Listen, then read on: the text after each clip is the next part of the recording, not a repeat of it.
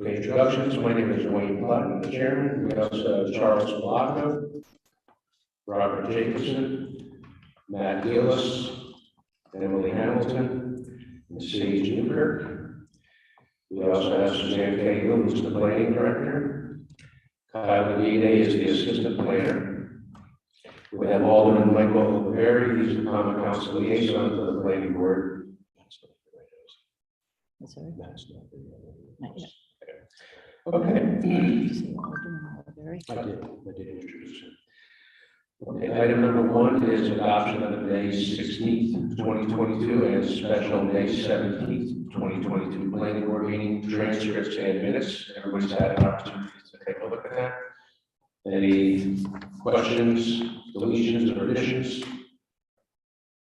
Okay, this time I'll make a motion that we adopt both of those. Do I have a second?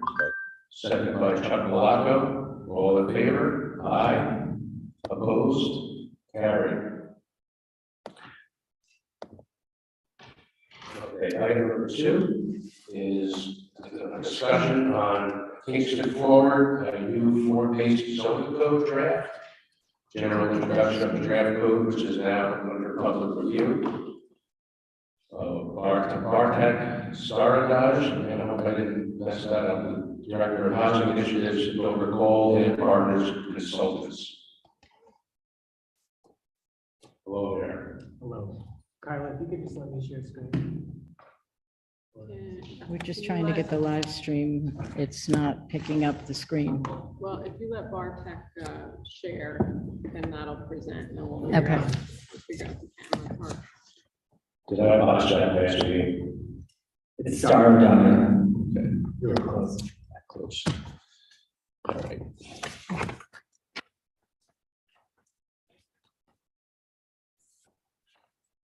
This is working. Right, good evening, everyone. My name is Bartek Stardai. I'm the Director of Housing Initiatives for the City of Kingston. I have about a 10-minute presentation for you tonight.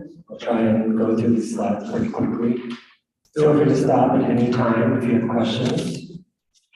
The reason why I'm presenting the zoning code to you tonight is because in the fall, it will be formally referred to the planning board for approval. So I believe it's important that you have some light into the process thus far, and also are able to provide input since we're on the first draft, rather than save that input for when we're at the final stages of actually adopting this. Just briefly about the timeline for the new zoning code. The process began in the fall of 2021.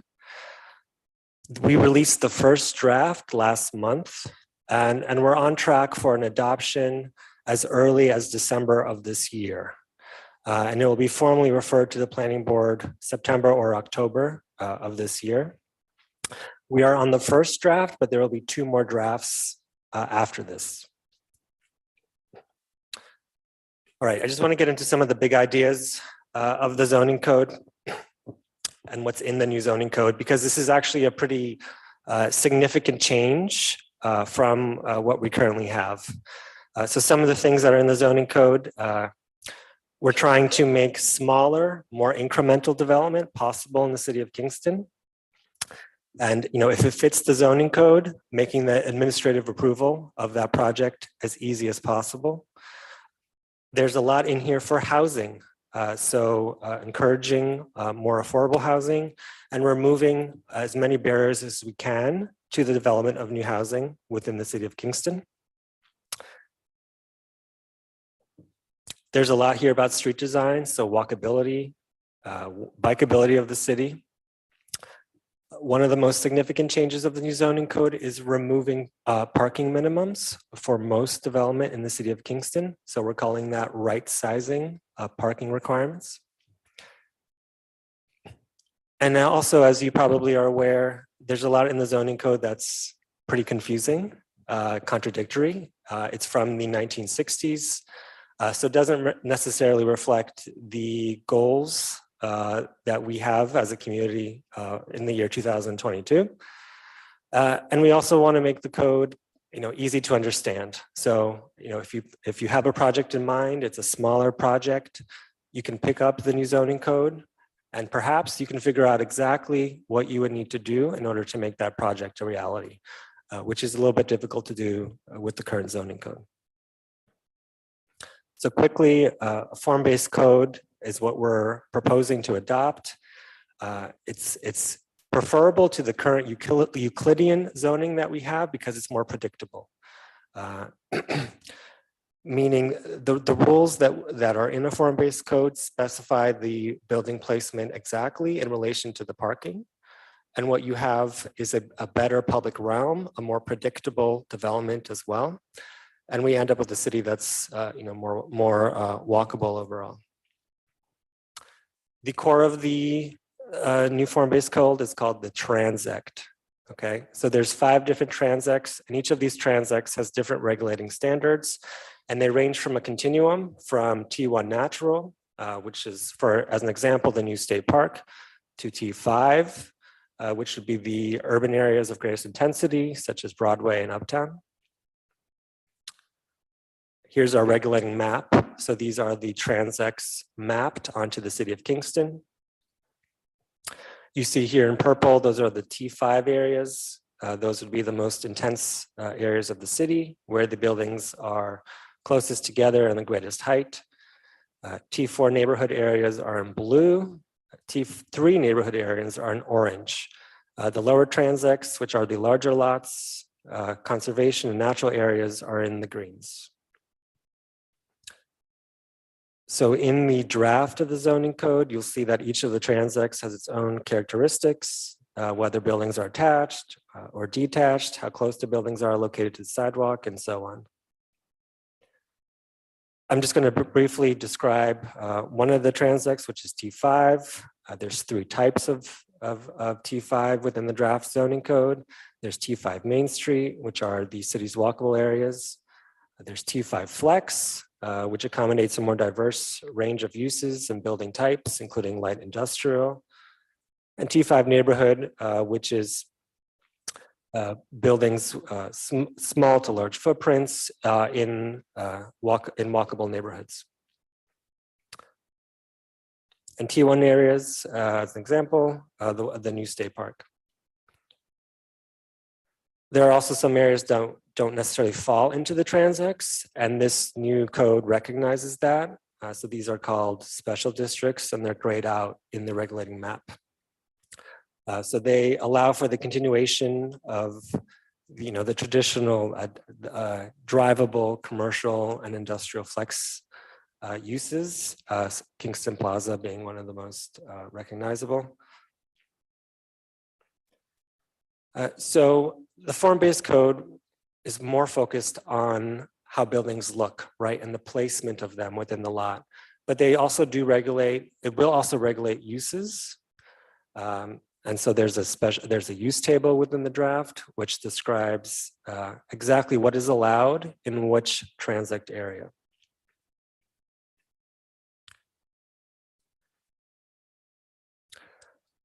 One of the, another core area of the new zoning code is the building types.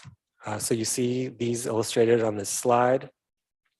And this is based on the study of the building types that are currently found in Kingston. And you see here, there's a table which marks out exactly which of these building types is allowed in which transect area. So the purpose here is to make it easy for Kingston to hold on to our built heritage, but also make it clear exactly where specific building types are allowed within the city. So we have our typical Main Street building, such as this one is one of the building types. Corner stores are another important building type within a new form-based code. And in contrast to the current zoning code, under the current draft, corner stores would be allowed by right in most neighborhoods. Also want to call your attention to another aspect. We also have the special requirements map. So this lies out our historic districts, which are being carried over into the new form-based code. There's also a overlay district on the waterfront. So any development on the waterfront will have special environmental requirements given the flooding and also the desire to maintain public access along water frontages. So I alluded to this earlier, but parking minimums under the current draft are being removed for most transit areas.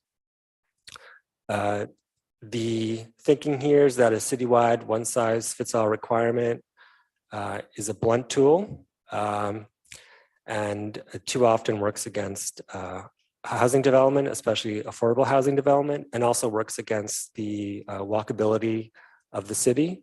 So what you see here, and this is in the draft, is a little bit more of a fine-grained parking, proposed parking standards for the city.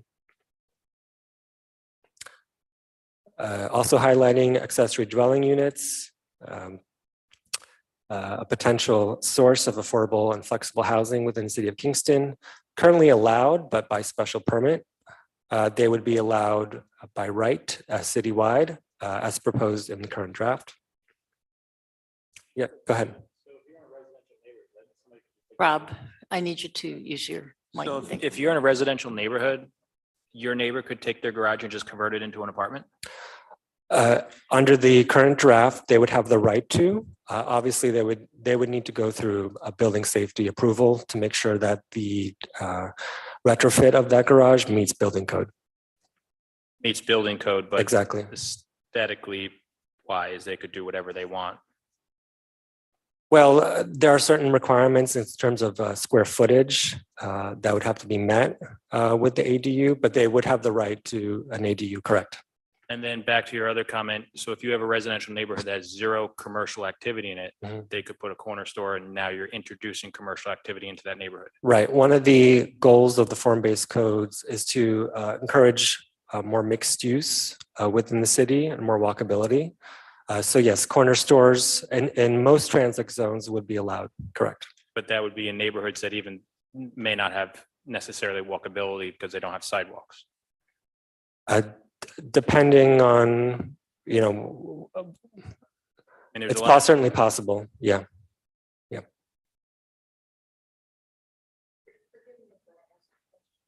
Since it is form-based zone, and the emphasis is on form, the form that it takes to reflect anything.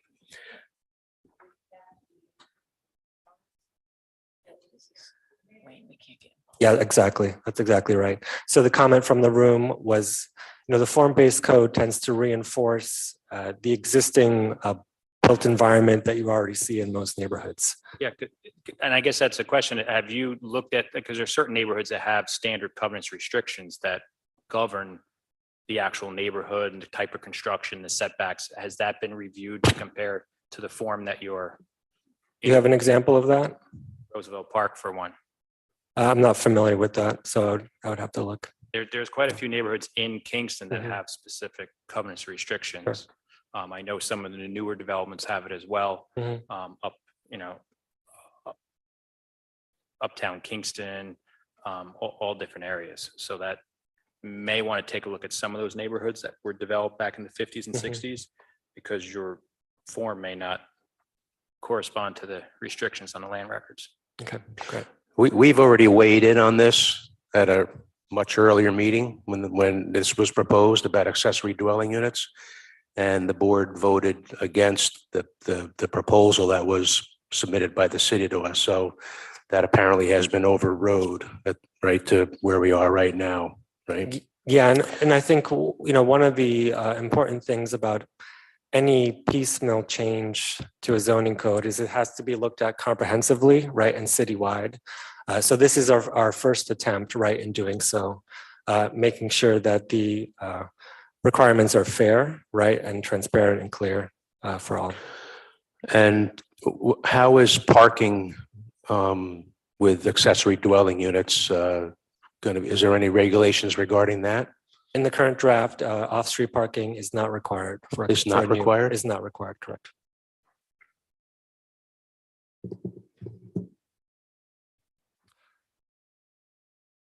Okay. Just have a few more slides, okay. So just a few more slides here. So affordability obviously is a big component of this zoning code. So this code carries forward the current mandate that 10% of units in new or renovated buildings must be affordable.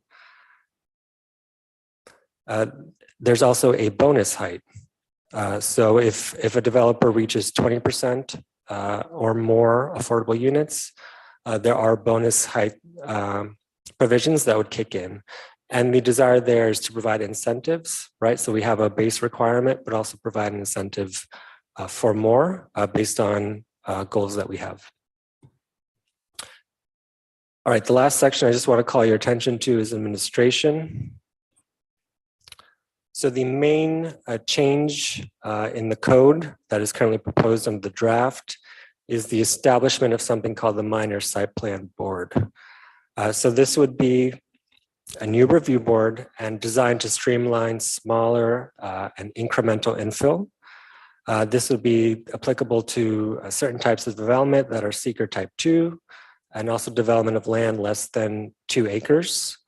And the approval for those projects would be granted administratively by 2 to 5 officials within the city of Kingston, such as the planning director, the city engineer, or the building safety officer. Another new aspect of the code is introduces the concept of a minor and major waiver. So those are identified permitted design variations that can be made. So for instance, minor waivers would be granted by the Minor Site Plan Review Board. Major waivers would be granted by this body, the Planning Board. And the draft outlines all the different types of minor and major waivers that could potentially be granted. This is in the draft, so I'll just roll through, but we've also outlined the overall development review process. So if you'd like to bring a proposal forth to the city of Kingston, this would be your North Star, if you will, about exactly which bodies you might need to go through based on the type of project that you have. So next steps, we had a host of public meetings and open houses earlier this month. There is a public hearing that's virtual, scheduled for tomorrow at 6:30. The feedback on the draft code is due by July 1st. And as I mentioned, there are 2 more drafts, and the earliest that this will be brought forth to the Common Council to consider adoption would be late 2022. I'll take any more questions if there are any. Are you going to have any public hearings in person? I think as we go forward with the process, there will be additional public hearings. There were a lot of in-person events earlier this month. This hearing is virtual because I've actually found that most people prefer it to be virtual. So that's the intention with tomorrow. Off-street parking in general, citywide. Can you speak to that with what's being proposed here? Is there a major change with that for? Regarding, yes, there's, so because the form-based code focuses on the design and placement of buildings relative to parking, there are new setbacks and new requirements for the design of off-street parking. If I had an example, I would share with you here, but I don't. But basically, it tells you exactly where you can place parking lot within the lot. So you know exactly the setbacks that would be needed, any screening that would be needed, and so on.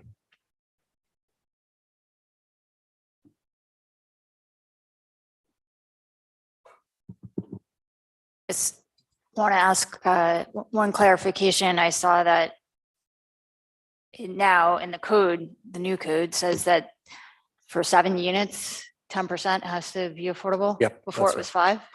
Right. Currently, I believe it's 5. You're right. Right. Mm-hmm. Yeah. So the one of the building types in the new code is a small multiplex, and that can be up to 6 units. So the goal was just for general consistency was to have that affordability requirement kick in at 7 So that building type would not have to necessarily have the affordability component under the current draft.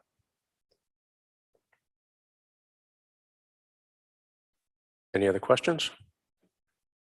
Okay, thank you very much. Thank you. And I appreciate your time tonight and look forward to your engagement on this. Okay, thank you.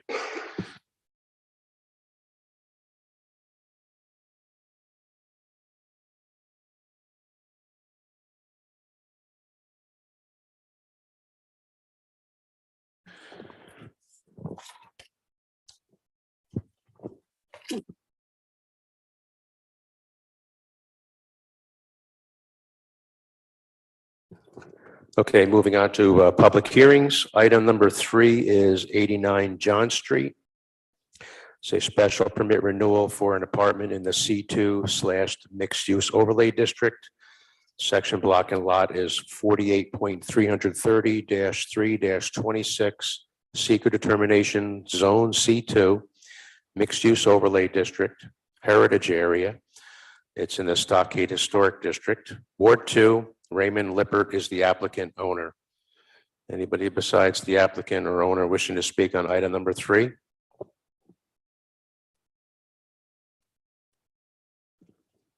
Okay, can the applicants come up to the table, please?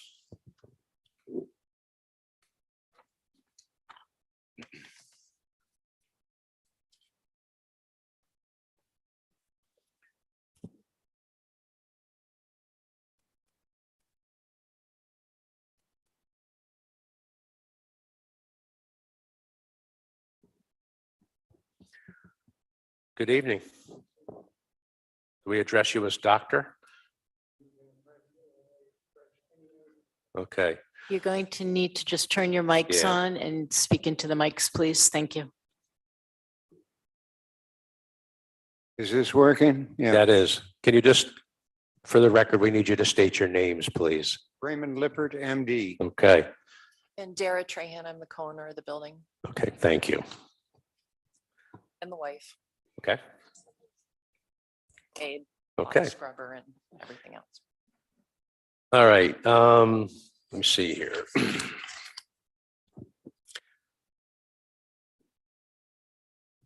All right, so this is for a residential unit on the second floor, and you are requesting a 5-year renewal for the special permit, correct? I am. Okay. The SUP is for an accessory apartment, however, it's going to be owner occupied and, you know, I mean, you could condition it on whether that changes to us actually renting the property, but I'm a, you know, little wary about having city officials inspecting my home every year. So I would Okay. request that it be 5 years. And in the hopes that form-based zoning is then implemented in that period, which the use will not matter in this district. Okay. All right, so I see the initial term was for 1 year and staff sees no issues with the longer term. Are there any other changes? There's no changes? Anything? We're still constructing the accessory apartment. Okay. It's going along. We've had all of our inspections by the building department and Okay. we'll have everything that, all the conditions of the SUP met by the time that we've completed the construction. Okay. Any questions from the board? Everybody's good with a 5-year?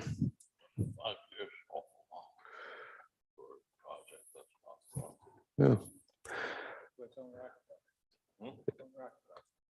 Owner occupied.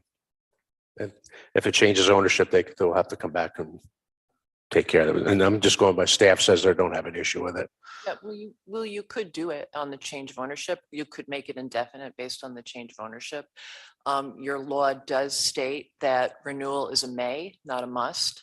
Yeah. So you have. the No, we know. discretion We're, to yeah, and we've make a made a permit comment if you and want to, yeah. typically when we grant a special permit, if there's a change of ownership, then the new owner has to come back for approval. So that's typically what we do. So. Okay. Okay. All right. So under seeker, this is a type 2 action. No further review of the board is required. At this time, I will make a motion that we approve item number 3 for a period of 5 years with original conditions carried forward. I have a second? Second by Matt Gillis. All in favor? Aye. Opposed? Carried. Thank you. Thank you.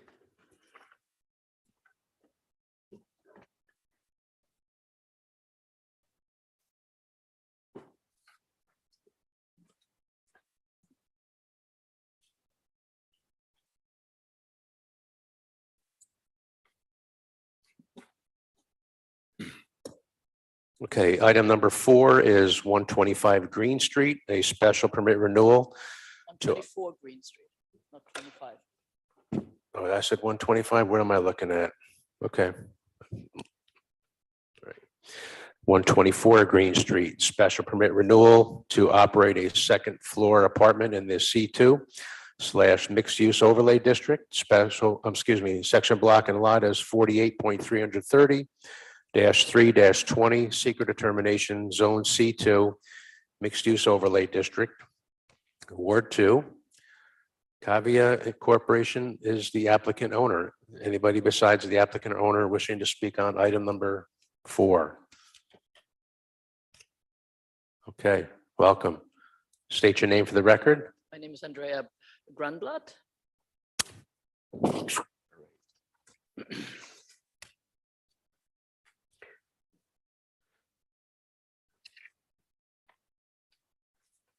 Okay.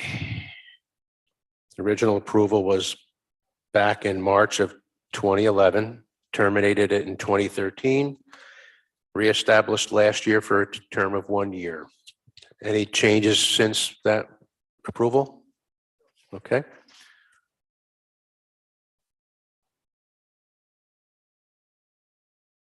Looking ahead here in our notes, staff recommends increasing the term to 5 years. Everybody good with that? Okay. All right. So this time I'll make a, under seeker, it's type 2 action, so no further review of the board is required on that. At this time, I'll make a motion that we approve item number 4 for a period of 5 years with all original conditions carried forward. Do I have a second? Matt Gillis with a second. All in favor? Aye. Opposed? Carried. See you in 5 years. Thank you very much.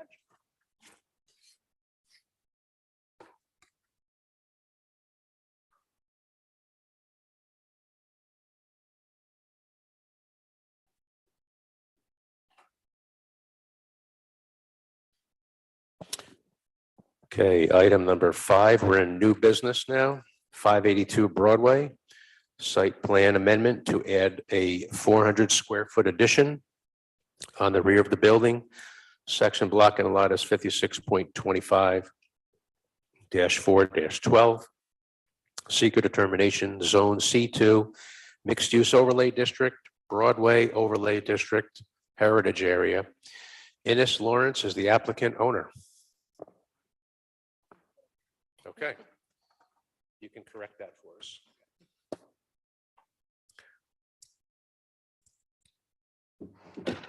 Greetings. Hi. You must be the applicant owner. Yeah, And what's your name, sir? Elon Backrack. Okay. Hi.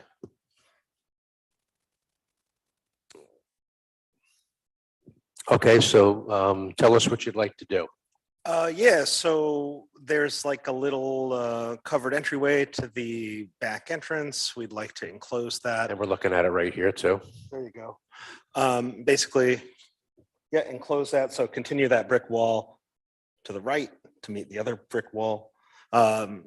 Include some seating. There's a door to the basement. That's an exterior door that floods, so it'll prevent that. It'll allow us to get a little more seating inside. And right now that back door isn't ADA compliant, and so it'll allow us to do that as well.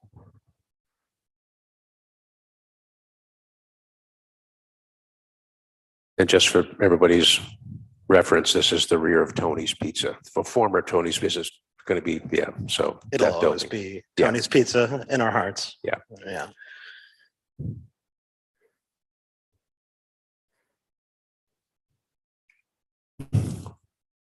It's pretty straightforward. Have we got any questions? You do. So that existing wait station that's outside is going to be covered over? You see at the end of in the corner there, Oh, yes, that'll be covered over. yes. Okay, okay. And the roof's going to be sloped because the other image shows it as a flat roof, but it'll continue to be a sloped roof, correct? Correct. Okay.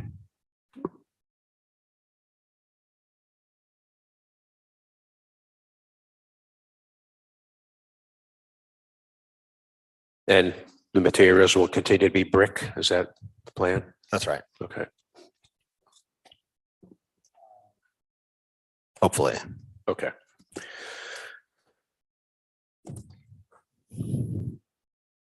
That is the idea. Do we need to reference any of the?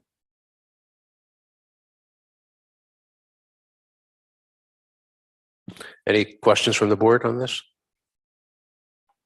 Okay. Under seeker, it's a type 2, so no further review of the board is required with that.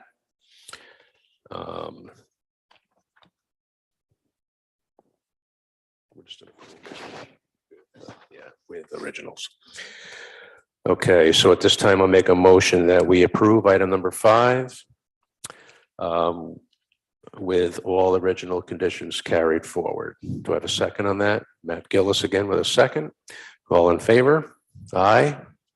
Opposed? Carried. Thank you very much. Thanks, y'all. Have a good evening.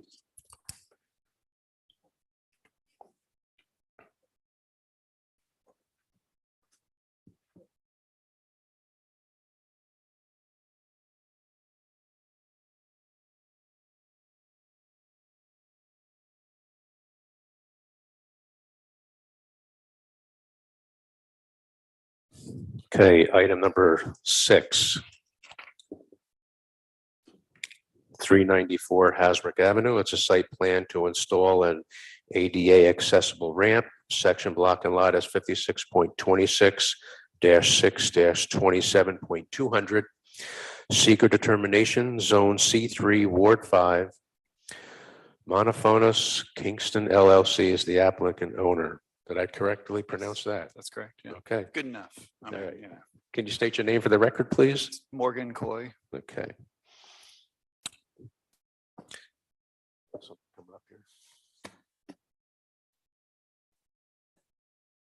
Or we're just using our notes. Okay, so yeah, just tell us what we got notes in front of us here, Absolutely.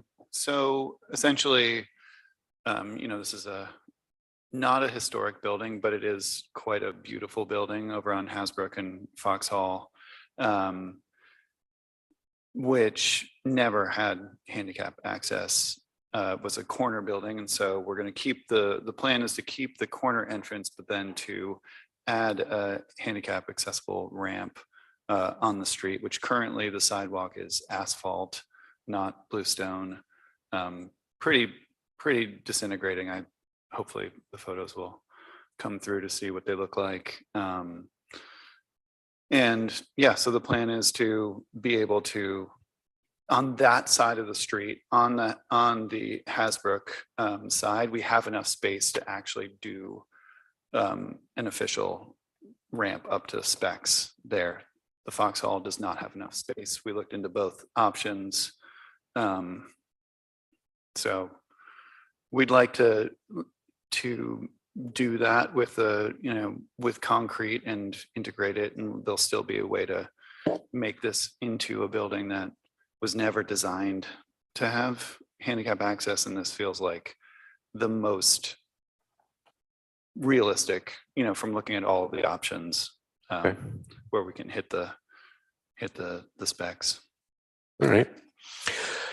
I see staff has reached out to the Department of Public Works and the city engineer, and you're probably well aware you need a sidewalk permit for this, right? Absolutely. Okay. Yeah.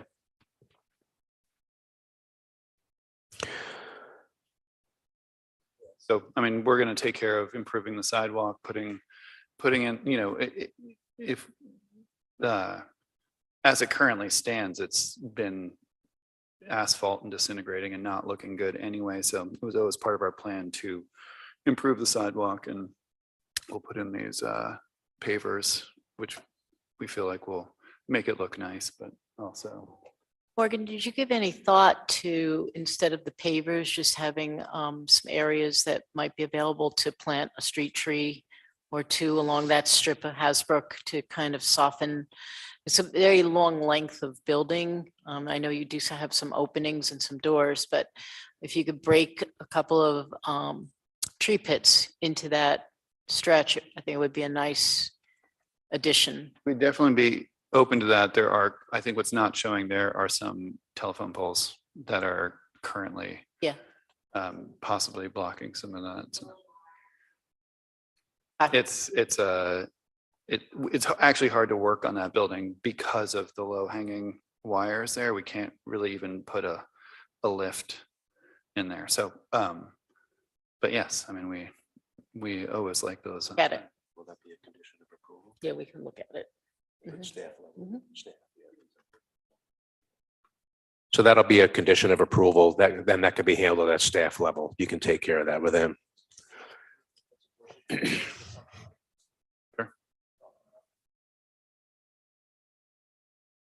Yeah, I mean, you can.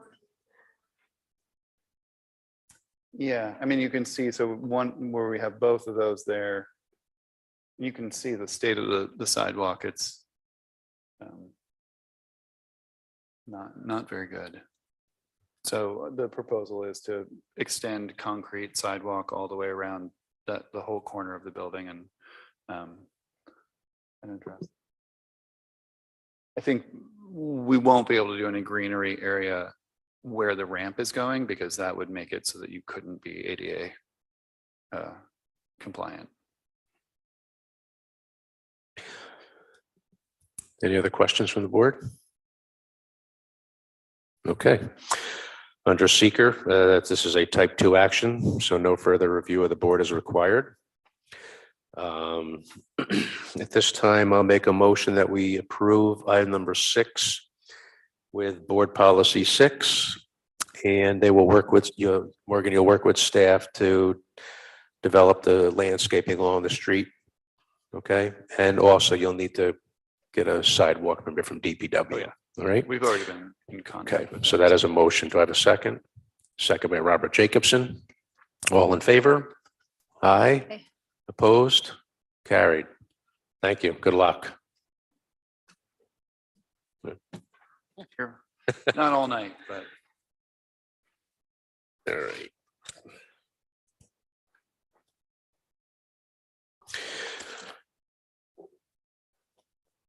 Okay, item number 7 is 600 Broadway, site plan for installation of site improvements to be used in conjunction with restaurant business. Section block and lot is 56.25-3-21, seeker determination, zone C2, Broadway overlay district, Ward 4, Morgan Coy, applicant, A&L Hutton Family LP are the owners. Welcome again, Morgan. So this is on the corner of Field Court, right? This, It's not on the corner. This is actually. a lot in The between lot, that, yeah. So, exactly. yeah, okay. Would you like a little story about this? Yeah, Let me go just ahead. Give you a little piece. So Sorry about essentially, that. yeah. So we've been working on 602 Broadway for several years. That building is pretty much ready. So that's the one that'll be on the left-hand side there.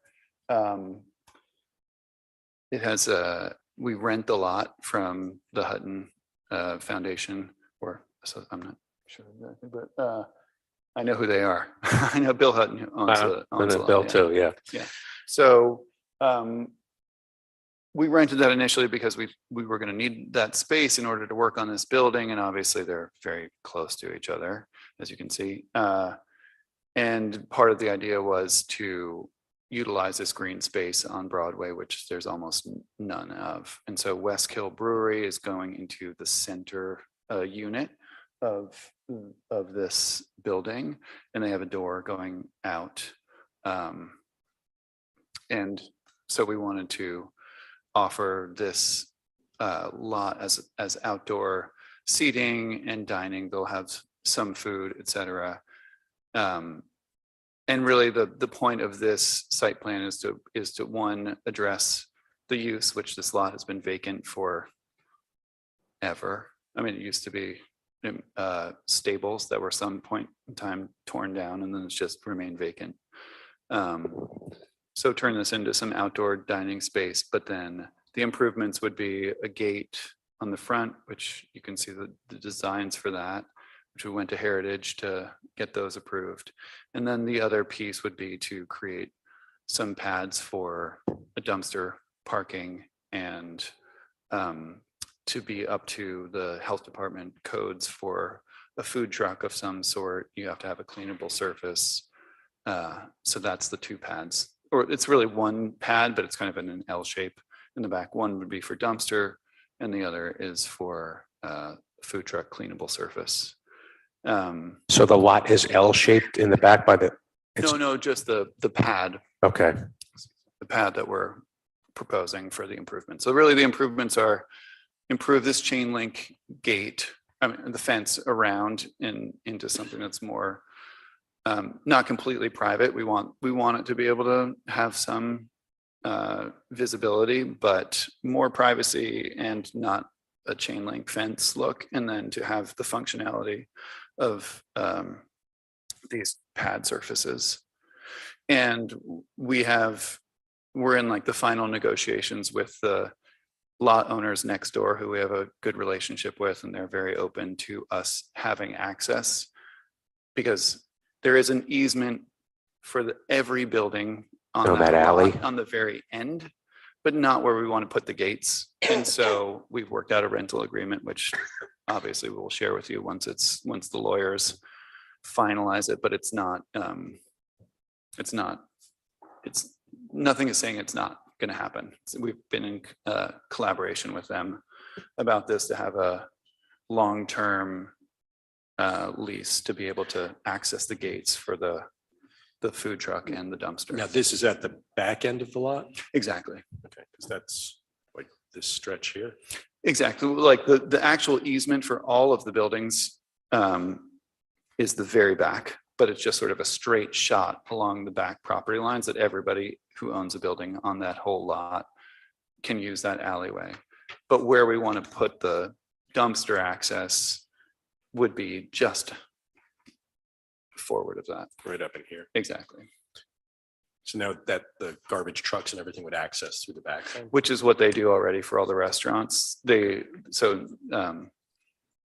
are already there, the dump trucks and they all come in through that alley and clear out dumpsters, so forth back there. So this is just a formal agreement to say that we have gotten approval and we are renting access to the gates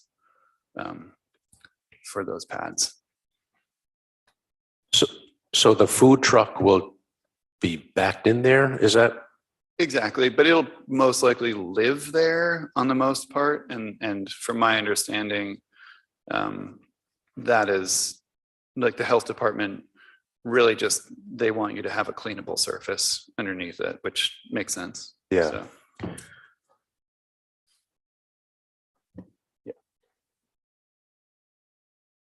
So you can see where the gate access would be back there. On the back. And that's what we're renting from those neighbors, a long-term 8-year lease. So that in that sense, it's not the process of going through an easement is more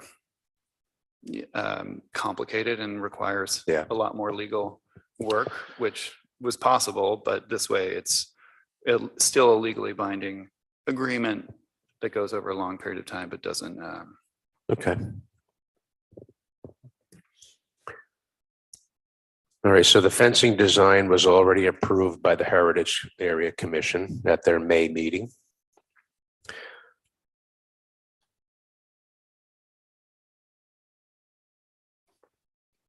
And their fencing was approved at the June meeting. I see this both meetings, right? Okay.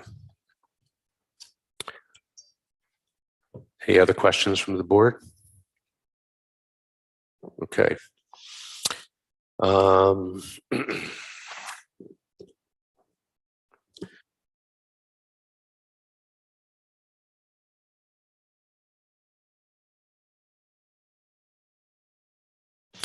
All right, so under seeker, this is a type 2 action, so no further review of the board is required.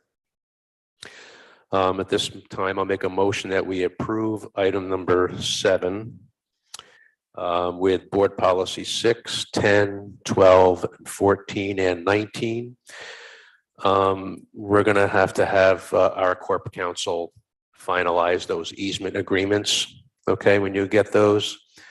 And you're also going to need the Ulster County Health Department approval for the food service, the food truck. Okay, that is a motion. Do I have a second? Second by Matt Gillis. All in favor? Aye. Opposed? Carried. All right. Thank you very Thank you. much. Appreciate it.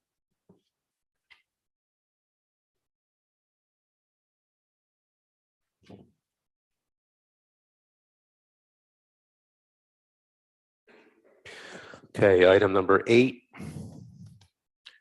is 29 Rogers Street, a site plan to construct a new porch in the RT district.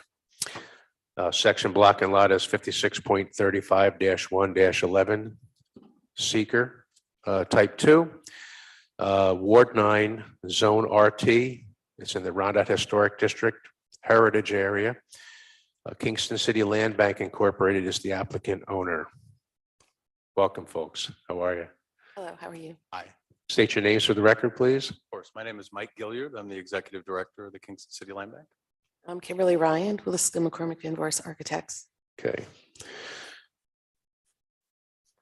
All right. So tell us what you'd like to do. Sure. So maybe I could provide a little oversight of Sure. the program that we're undertaking, the Kingston City Land. First, Sure. Nice to see you all. Good evening. Nice to meet many of you. The Kingston City Land Bank is a public authority and nonprofit, obviously based here in Kingston. We are one of 26 land banks. You just have throughout to the speak state. up a little bit there. You got almost got to swallow these So things. watching this on YouTube with 10 views, sorry. The Kingston City Land Bank is, as I maybe mumbled, a nonprofit public authority based here in Kingston, New York. We're one of 26 land banks throughout the state, tasked with returning properties taken by the city of Kingston through foreclosure to the tax rolls. We've also expanded our focus over the past 2 years to include a preference for affordable homeownership, of which this property before you tonight is one of those. This is part of a larger program undertaken by the state for New York State land banks. It's a $25 million program called the Legacy City Access Program. This will, we hope, next month be the first closing in the state under this program, to be followed by an additional $50 million program that the governor has announced to help us and other land banks in the state try to continue to do this work.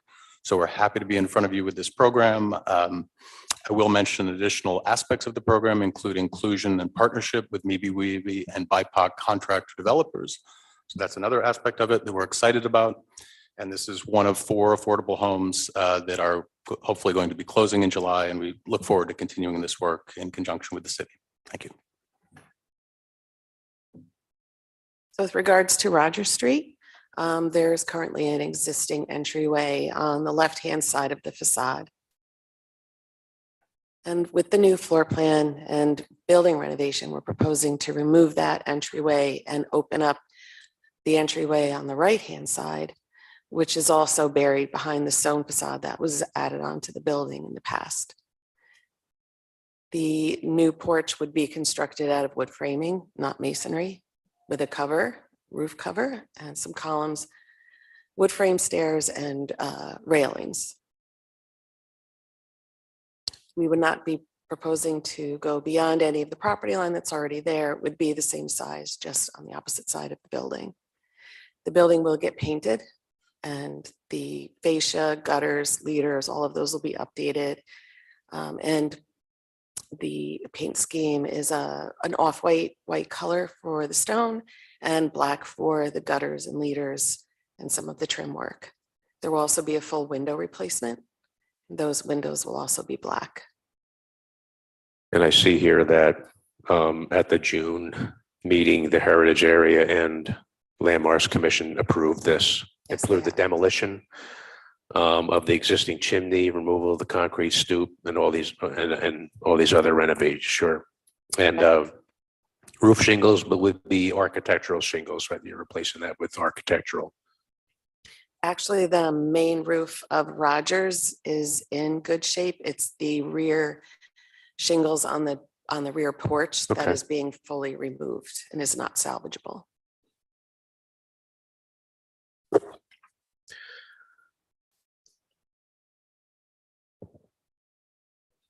And the existing planting bed will remain that you have there? Yes, Okay. we'll expand it to the removal area of the existing stoop.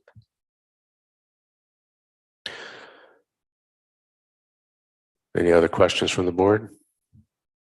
Okay. So under seeker, this is a type 2 action, so no further review of the board is required. So at this time, I'll make a motion that we approve item number 8 with board policy 6.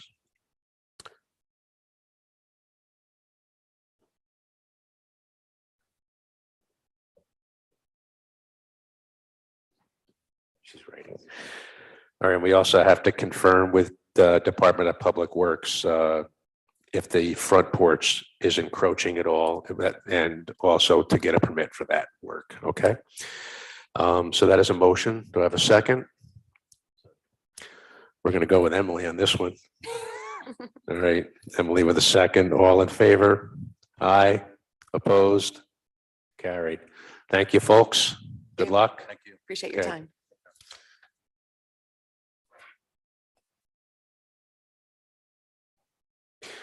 All right, moving on to item number 9 is 110 Brook Avenue and 148-150 Cornell Street.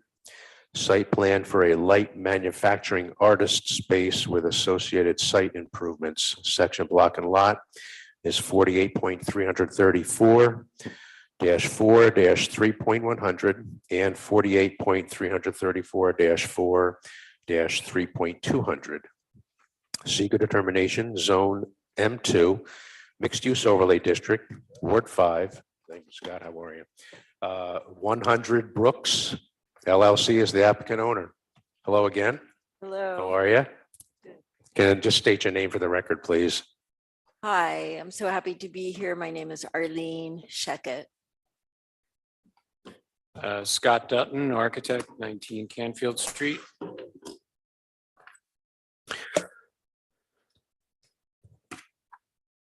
So this is the old Kingston transfer building and Monster Studios, which is the latest one right before you bought it. Okay. No All right. monsters. in my Still studio. Monsters. Okay.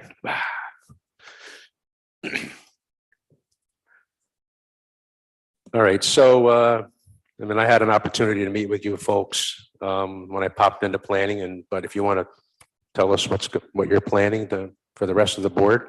Sure. Just going to take you through the packets that you have here, give a brief overview, and then hand it off to Arlene. Arlene is a significant internationally known artist. We're happy to have her here in the Midtown Kingston Arts District. We're lucky, very fortunate that she's chosen Kingston as her home. She's going to talk about her work and her resume. In your packet on the cover page, you have a landscaping plan, and behind it is a landscaping sheet that has a photograph and a list of all of the planting materials that are proposed. There's not a lot happening with this building in terms of overall site plan improvements. Her use is remarkably similar to the prior use in that it's a mixed media, creative light manufacturing space. The only significant difference that's proposed here is that she needs an outdoor courtyard that's secured to work in, and you'll see some of her pieces are quite large. That's described here on this landscaping plan. The area in blue is bound by a enclosure that we'll show you visuals of.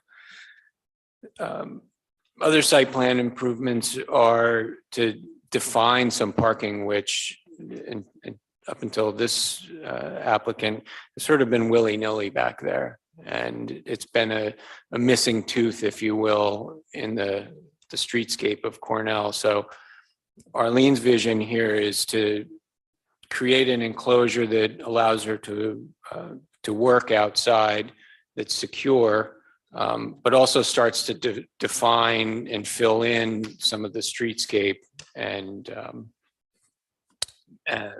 organize it, if you will. Behind the two landscaping pages, you have existing and proposed architectural floor plans. The only architectural changes of note are the proposed addition of some windows on the east-facing facade.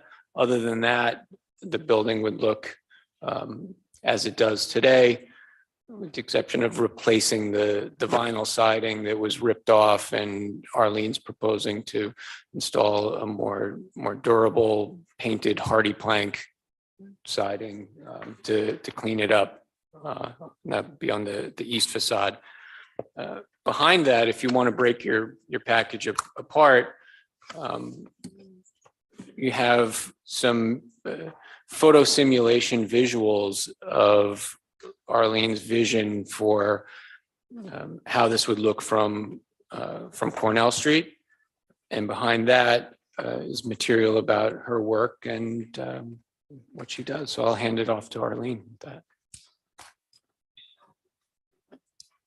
Okay, I'm going to turn myself around. Thank you so much. Again, I love Kingston. I love the light manufacturing is exactly what I do, but I make use of so many businesses that already exist in Kingston. The foundries, metal works, the bricks, everything.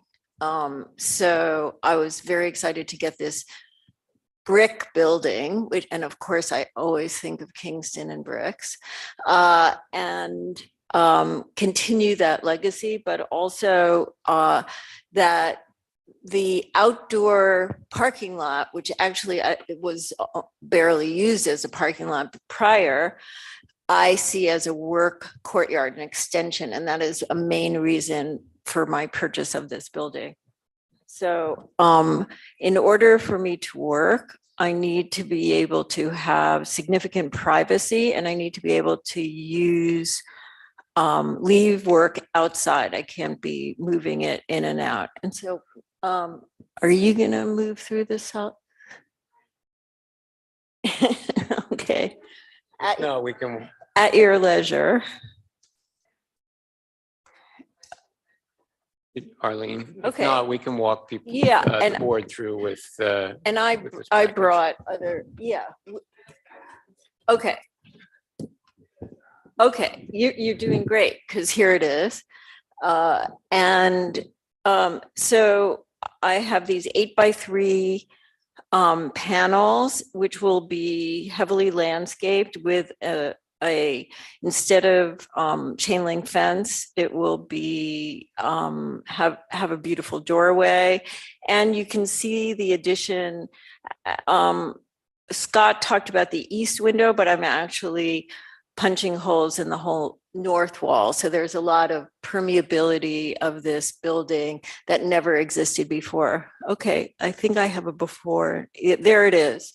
So on the left is the building as it exists currently.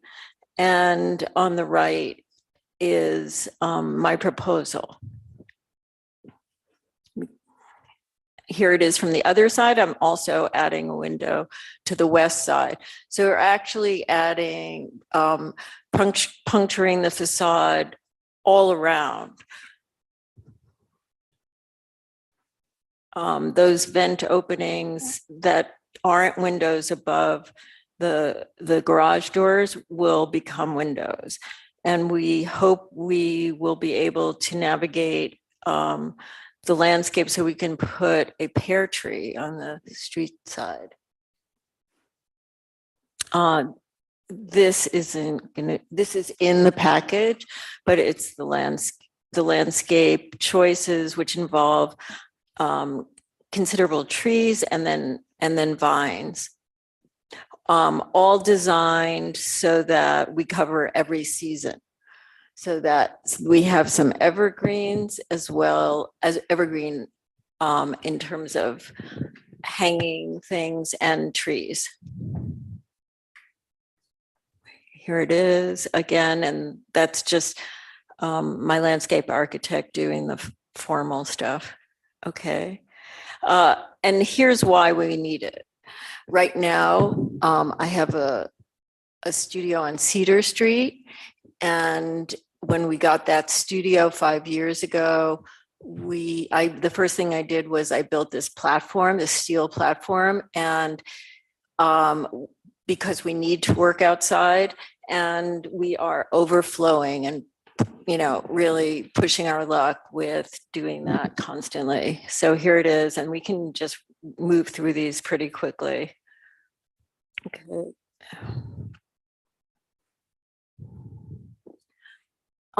I've been an advocate for Kingston, and I continue to be an advocate for Kingston in this several New York Times stories and local newspapers, et cetera. But you can see that's a 12-foot long bench, and it's just leaking over the edge. And getting that in and out of our studio is backbreaking. We also have, you know, rain coverage. It's just being a sculptor is sort of silly. And I think we should note that your space you have over on Cedar Street, there have been no complaints associated with the work that you've been doing over there. Yeah, thank you.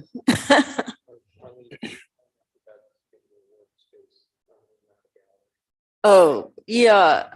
Scott is reminding me that I should say that this is a workspace only. I do not intend, I don't sell my own work. I'm represented by other galleries and other places that sell the work. I do have visitors from various foundations and museums coming. Occasionally a collector, but nothing is sold from this space. So it's not really a public, it is a private space. I'm lucky enough to have that. Okay. And just to give you a sense of scale, so this is Madison Square Park. This project I did from my Cedar Street studio, but we can, you know, so you have a sense of the scale of the works. And why I would need this big courtyard. This is a project I'm working on, a $1.5 million project for the University of California, San Diego. And that money will be spent in Kingston. 2/3 of that is being produced here because I have no intention of going and working in California for a couple of years. So that, you know, that really works. I have an intern coming from Iceland next month. The government of Iceland is paying her to come work with me. I have several other employees that most people that I hire have moved here, except for those that I find that, you know, are already skilled enough. But I do a lot of training, and our only issue is finding housing for people, honestly. So anyway, that's it. Okay. This is some outdoor work again that I need, you know, that require the courtyard. This, I should say, this is a proposal for and these are not existing, but will exist.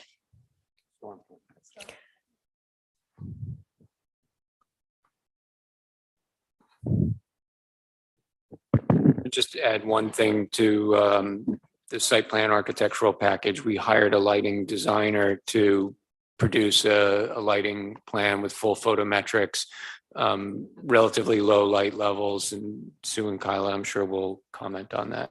Yeah, I should also say that we work bankers hours, 9:30 to 6:30. And very rarely on the weekends, if we can help it, or, only inside. So I feel super excited to be in this new space, and maybe it should be called the No Monster Studio. If there are any questions, we're here to take them. Yeah, and I really appreciate you taking your time to listen and consider this. And also we have received letters of support from Ann Bailey and from Bailey Pottery and Richard Frumas from R&F Paints, right? Yeah. My neighbors. And I think that's a beautiful thing, really, that now there's the march of 3 brick buildings, almost, equivalent sizes, and all arts related. So it is, I know that there's been a lot of talk about the arts district.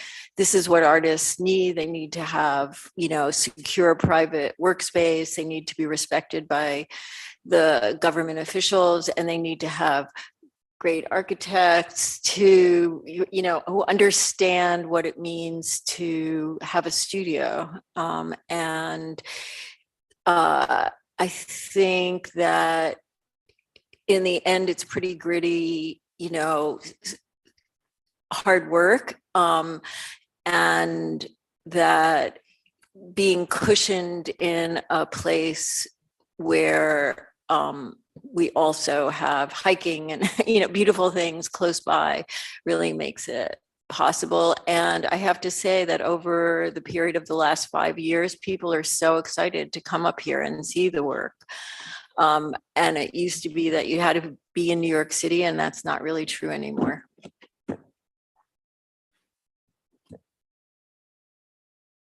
Any questions from the board? Okay. You got a laundry list? Okay, is one of those the Yes, there will be a Knox box. I'm going to start adding that to the cover page. Like 72-point font. Oh, gosh. Okay, so under seeker, this is a type 2 action. No further review of the board is required at this time for that. At this time, I'll make a motion that we approve item number 9 with board policies 4, 4A, 6, 19, 25, and 26. And okay, tree commission will sign off on the street tree selection. And that is a motion. Do I have a second by Matt Gillis? All in favor? Aye. Opposed? Carried. Thank you all, and it's nice to be All right. back in Thank you person. Good so luck. much. Thank you.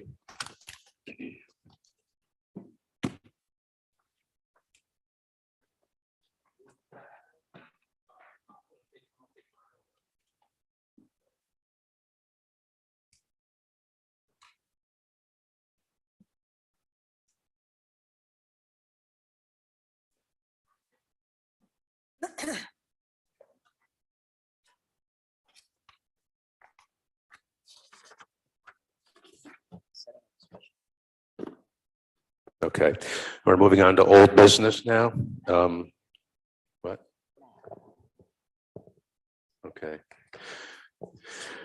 Item number 10 is 9-17 and 21 North Front Street and a portion of Fair Street Extension, site plan / special permit to construct a mixed-use building with a 420-car garage, 143 apartments, 32 hotel rooms, and 8,000 square feet of retail space.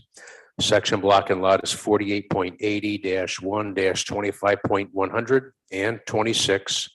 Secret determination, Zone C2, Mixed Use Overlay District. Kingstonian Development LLC is the applicant, Kingstonian Development LLC and City of Kingston are the owners. We've received an email from Brad Jordan regarding this application. Sue, per our conversation, please table our project at tonight's meeting. We will plan on presenting at a special planning board meeting at a date to be determined by your board. Thanks, Brad. So with that, I'm going to make a motion that we table item number 10.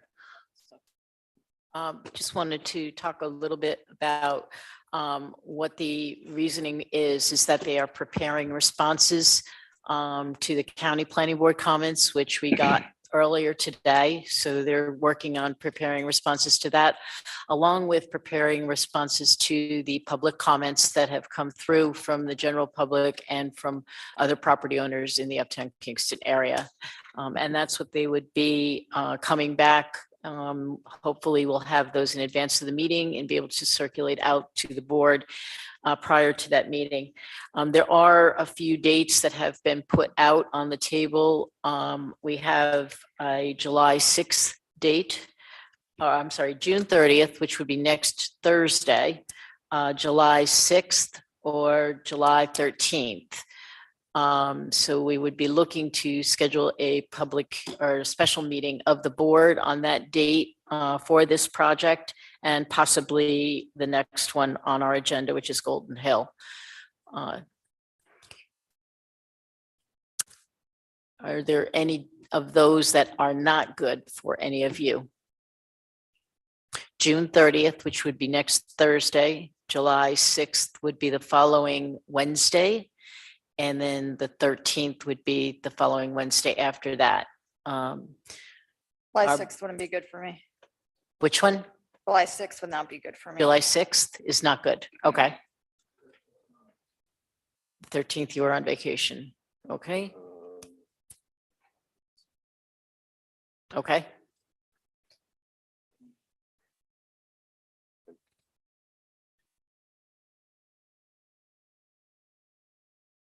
Looking at the 29th of June.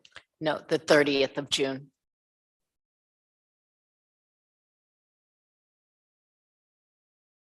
You don't have a problem? Okay, so Sage is good. I think all three of those. Okay. Okay, and Rob, June 30th is the only good day for me. is the only good day. Actually, no, that's the June 30th will be bad for me. Okay. I just slid my calendar. And I had Okay. another meeting that I was going to conflict. All with, right, So. okay. All right, What if it so, has to happen? okay. So we kind of have a mixed bag. There's not one date that works for the majority of the folks here. Okay. All right, so we'll be looking, we'll continue to look at those dates. Those are the dates we chose simply because this room availability. Now that we're back in person, we have to work around other schedules. So that's why those dates were chosen. Okay. All right, we will put out notices tomorrow and asking people to respond. Okay. Great, thank you, Sue. All right, so we have a motion. Did you second on the motion for tabling? Is that what you, okay, you did. All in favor? Aye. Opposed? Carried. All right. I'm gonna ditch these things now.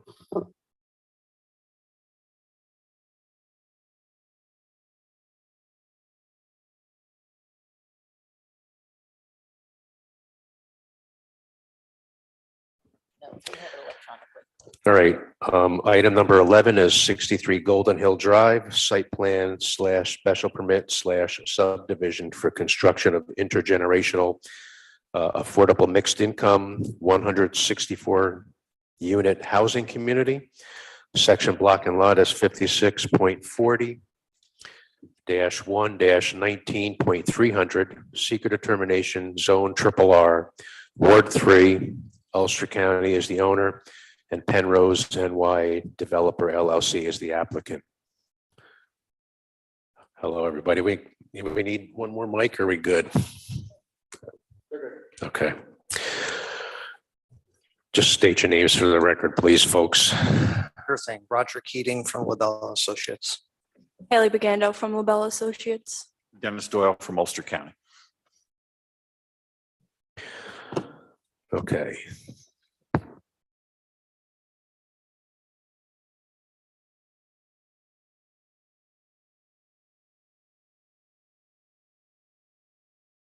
The last time we were before the board, we went to Ulster County Planning.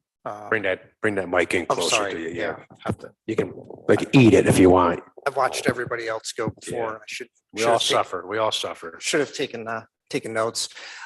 Yes, last time we were before you, we went over staff comments. And after that meeting, we went to Ulster County Planning. We did a presentation for the project and we received some comments. We've since provided written responses to those comments to the city. And then we also went to Parks and Rec and did a presentation to that committee. And we're awaiting comments as far as I understand at this point. So we're back before you this evening, and I understand there's some additional conversation that we're going to go over this evening regarding the staff comments. So unless there's something specific that the board wants me to present this evening, we can get right into it.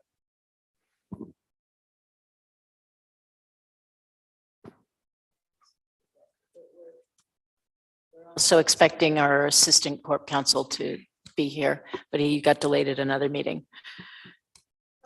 We'll start with the staff notes.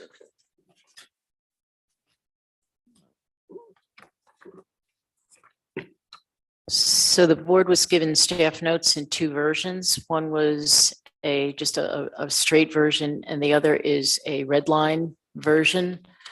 They were emailed out.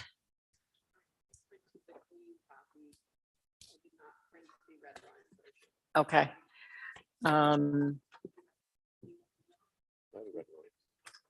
No, you mean the red line through it. Yeah. All right.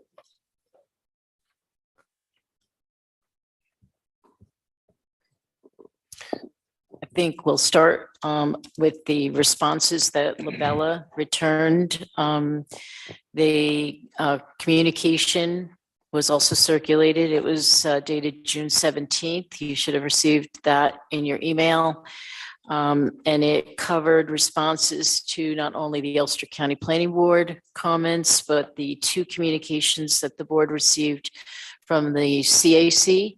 And there was a third communication that it also covered from a resident on Glen Street that was an additional comment that we accept prior to our regular board meetings. So those three are covered. If you want to start with that communication from LaBella. Essentially, there were some questions that we had. I've spoken with Roger about one of the questions I had, and that is that the question from CAC was, will residents have full access to the forested area where they be restricted? And the response was, yeah, there is no planned restrictions to the forested area for the site resident. And I just asked Roger, what the standpoint of the property owners were in terms of liability concerns there, because opening up the entire wooded lots for access might be something that they want to give some thought to and consideration.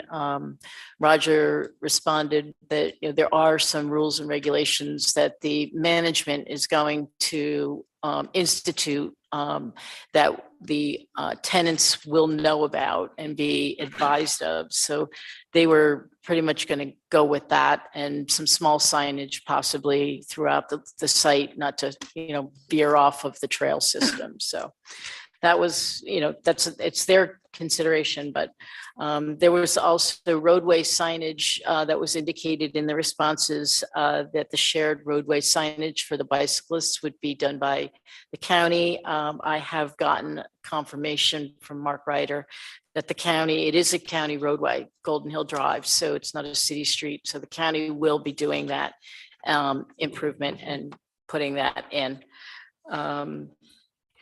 One of our other, just some comments on the stormwater and the SWIP.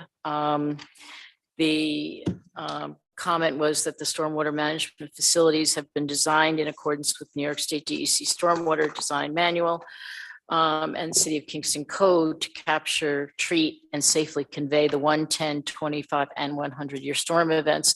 I just also want to note that the city engineer reviews that SWIP on behalf of the city, and that he has also signed what they call the MS4 acceptance form for the project, which means that he's signed off on the SWIP, and that has that gone to the DEC yet? Been submitted yet? We typically will submit that prior to construction because it's a 5-day notice of intent. So we'll end up submitting that a little bit closer to when construction happens, just because they'll start getting permit fees as soon as they file that. So we typically will time that to be just a little bit closer to when construction starts, so they don't start the clock on their fees from that point of view.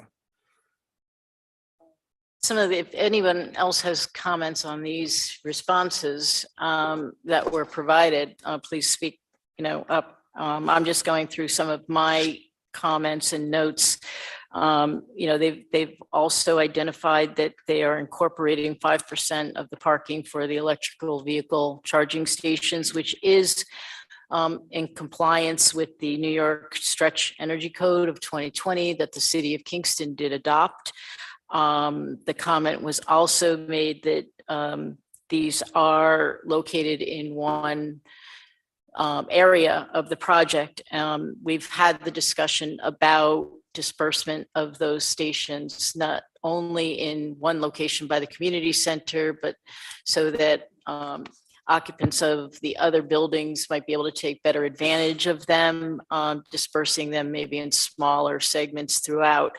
Do you want to respond to how that's going to be addressed, Roger? Sure thing, yeah. So what we've done so far is we did identify them up near the community building, but in talking with Sue about this is as we're going through getting the building's mechanical systems further along, we'll be able to have a better way to identify where those are. And so one of the things we asked Sue to consider is that we want to agree to the number of stations, but then work with staff prior to installing them to space them so that they're near the appropriate utility on the site.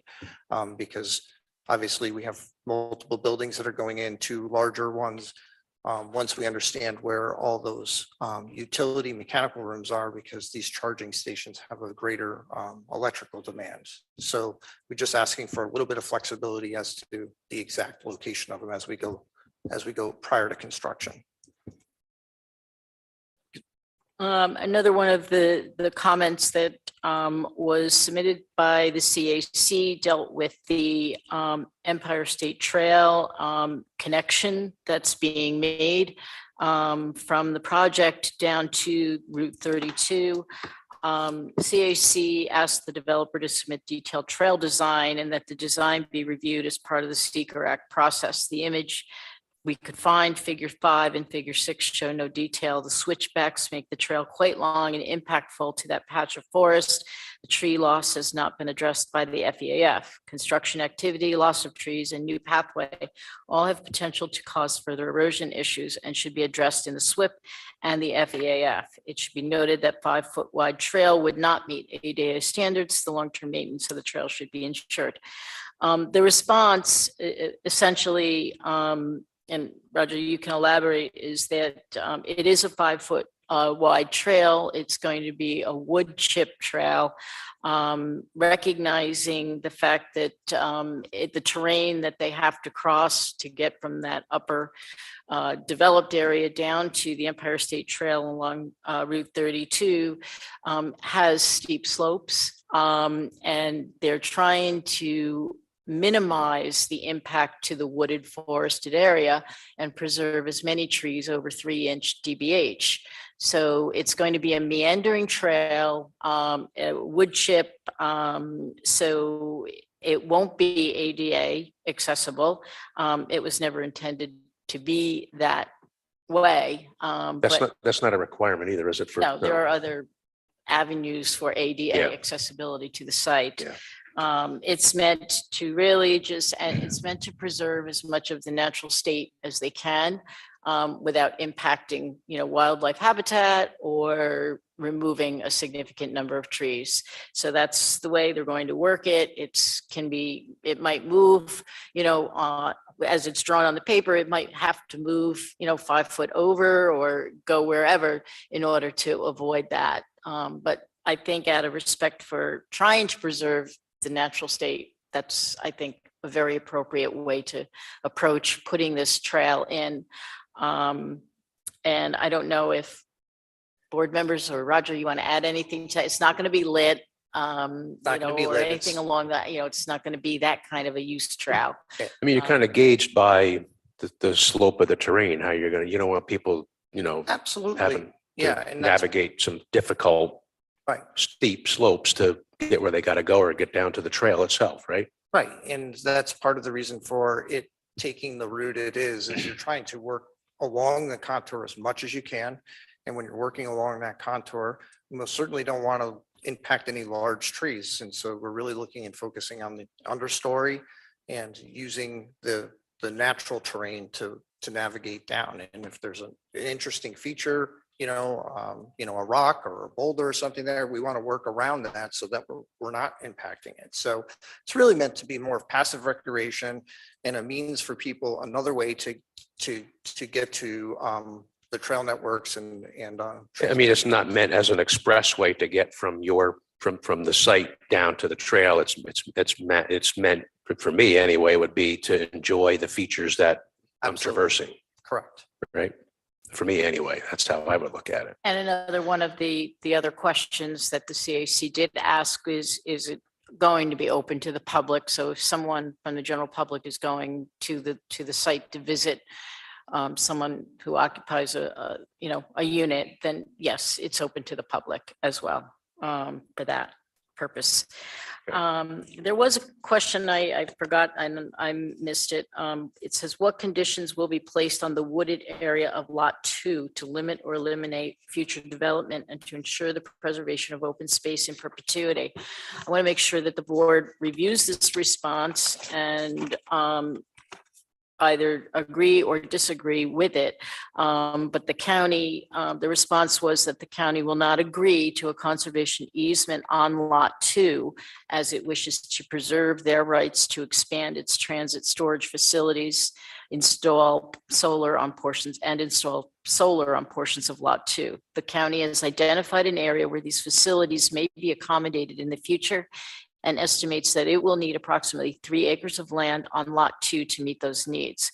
Of note, of the total of approximately 41 acres, approximately 13 acres will be left in its natural state as currently envisioned by all parties. Of further note, several areas of Lot 2 recommended for conservation easements are fragmented habitats. And that's a comment that their response to the CAC comment. And I would like to get some opinion from the board, whether you concur with that or do you disagree with that response? I concur with it. I think it does leave significant amounts of undisturbed land in place. And, the county does need to have some land for further expansion of their bus facility there too. So I think that their response takes care of that. Anybody else from the board? Thoughts? You're good with that? Okay. All right, because that's kind of important as we Yeah. get involved with the subdivision approval in the future. A good portion of the comments of the CAC dealt with the responses that were submitted as part of part 1 on the FEAF.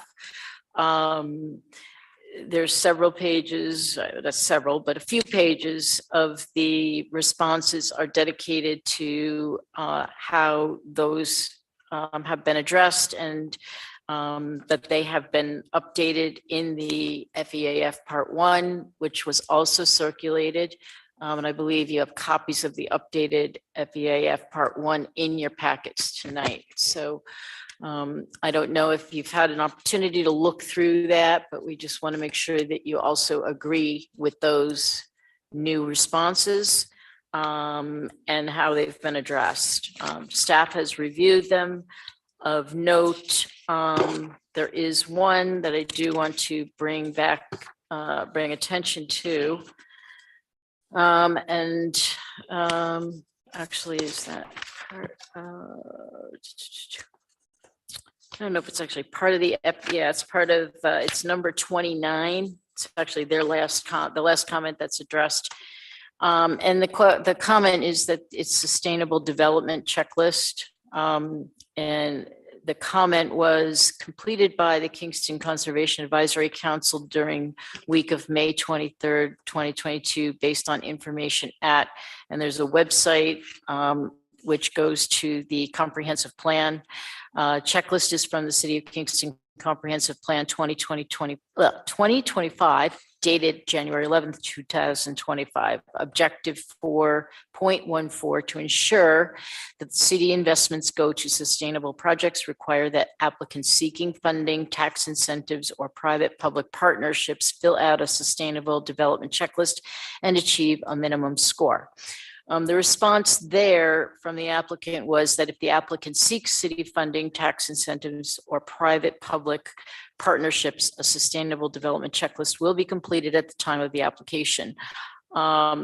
Staff disagrees with that response as the applicant is seeking a pilot agreement, which would effectively qualify as a tax incentive. So I've spoken with Roger about that. Wayne and I have also spoken with the Assistant Corporation Counsel.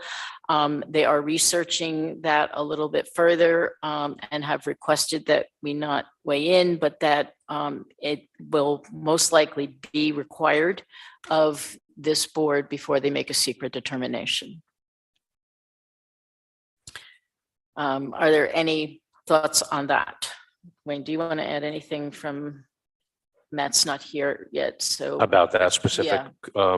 no, he has recommended that we defer the decision, not just for that, but other components of tonight's discussion too. But I concur with that looking at it like this, that public monies are going to be utilized with a pilot, but he's going to be researching that, and I don't think that we could make a decision then tonight based on information we don't have. So, Okay. All right. So one thing on that particular item, and hopefully council can provide clarification on. As you go through the checklist, there's discussion about minimum scores, and like we're trying to understand how some of those things would be, how the scoring of those, takes place, as it relates and pertains to some of the questions. So as we go through, they kind of filled in some of the checklist for us as part of their comments. And then there were certain things that was, identified as not applicable or weren't, or not available. I shouldn't say not applicable, wasn't available. However, I'm not sure as an applicant, if we go through the process of filling out that form, we would want to have a better understanding of what it means by achieving a minimum score. That wasn't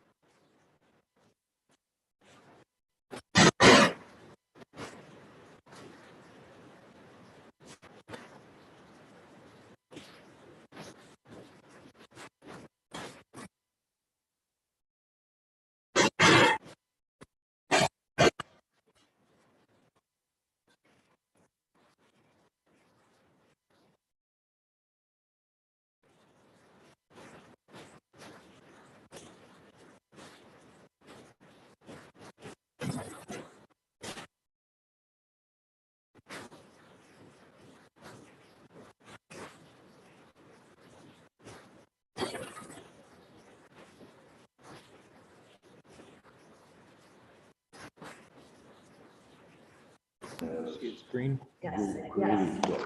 Green means go. I got that. So, I'm not.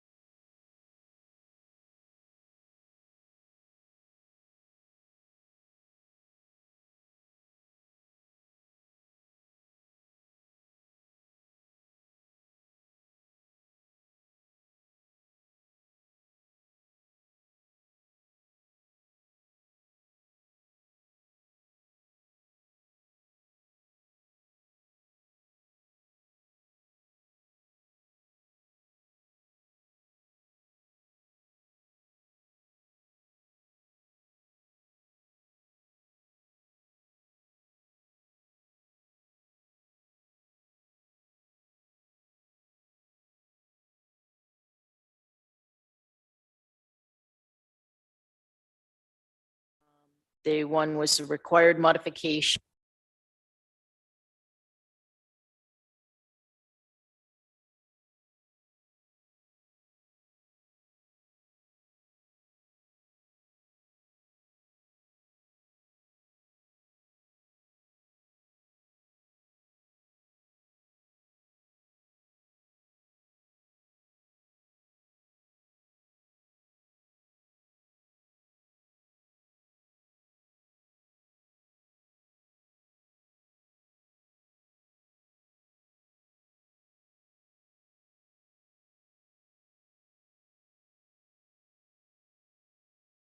Which is why I mentioned the special meeting for this one as well.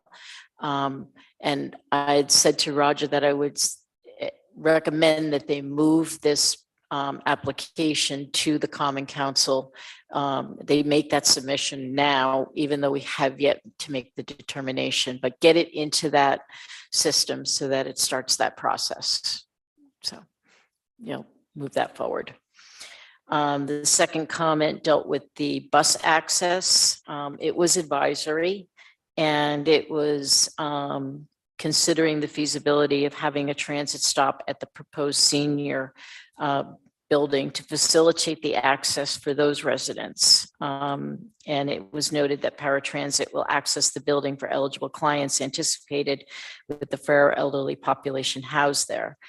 But at a previous meeting, didn't you say that there was going to be a bus going up there, right?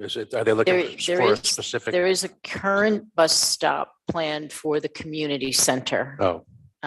And that's the only, there's Matt, that's the only bus stop right now that's defined. So they're looking for the senior center then? Right. As Well, well? the question was whether or not there should be a second one located near to the senior center. Roger and I took a look at that. Do you want to speak to that? Yeah, I just want to acknowledge that Assistant Corp Counsel Matt Jankowski is here at this time. Hi there. Okay, go ahead. Thank you, Mr. Chair. Yeah, we did review it. We were trying to see if there was a way that you could accommodate that. We have a lot of amenities up in that portion of the site.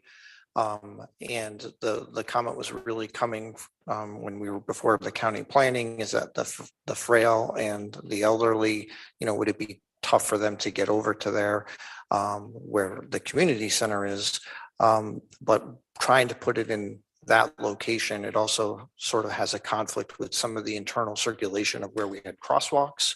It seemed we'd be really forcing it there, whereas the natural spot for it at the entrance as you come through the loop at the community building really seems to be the point where the stop wants to be.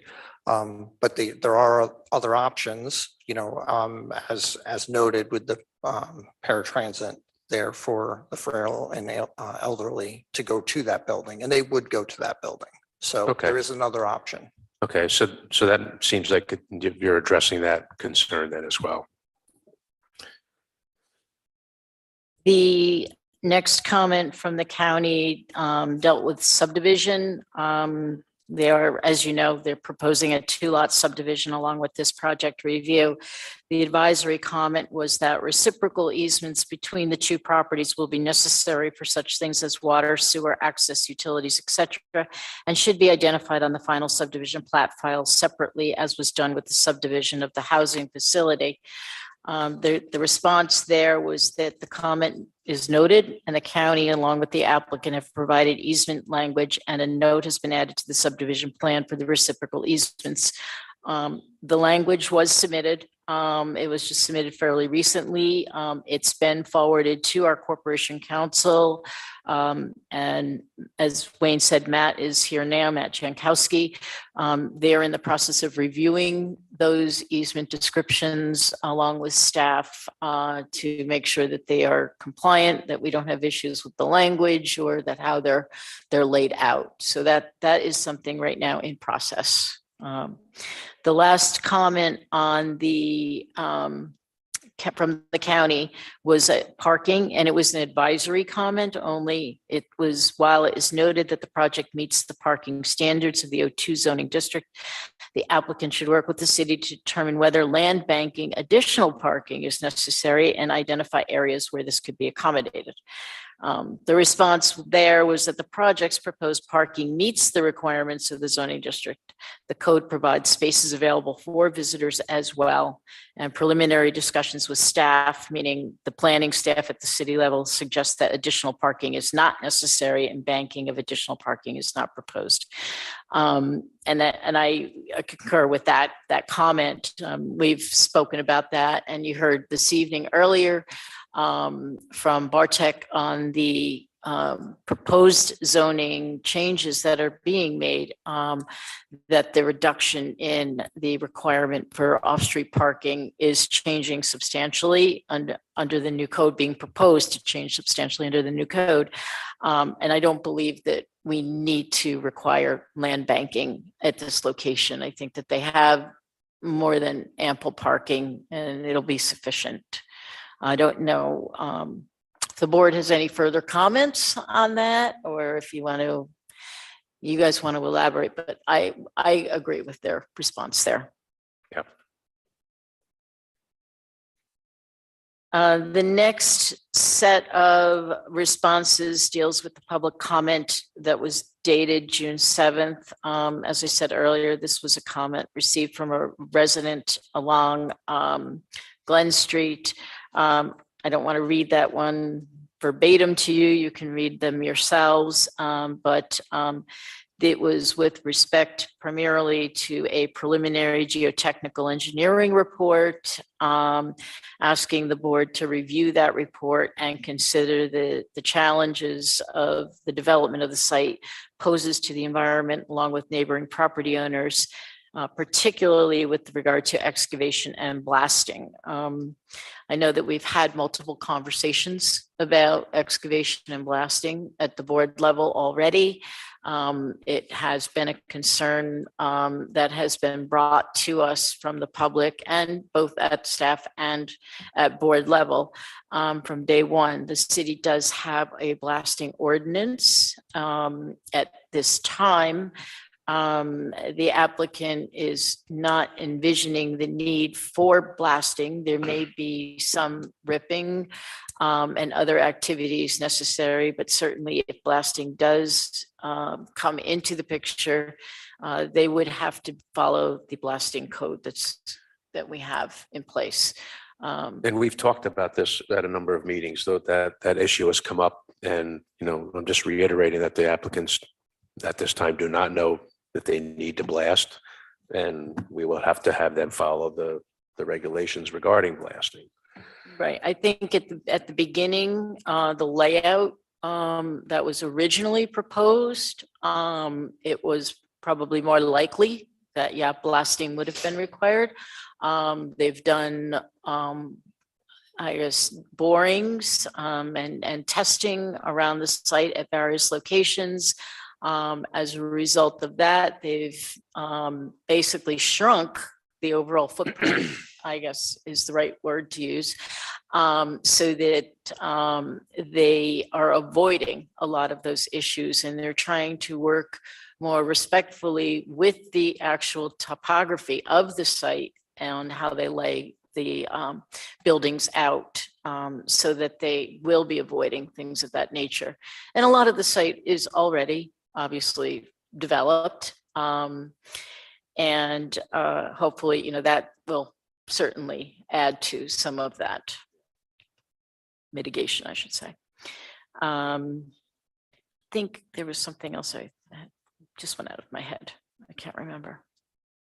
But with the demolition, just a side comment, Dennis, I don't know if you want to comment here, but the county has issued a separate neg deck for the demolition of the jail and and the other buildings that are on the project site. I believe I circulated a copy of that resolution as well to everybody there. So that is, and they did address a question of segmentation in that resolution. So I think that's important to recognize as part of your decision making as well, that that is there in place. Okay. That is my spiel on I would that. just add that we anticipate that we'll have bids back by this Thursday, so we'll be anticipating we'll be making awards so at the July meeting of the legislature, depending upon the bids. Reading through some of my notes here, fire protection, and I know you've been in a discussion with the fire chief of Kingston Fire Department.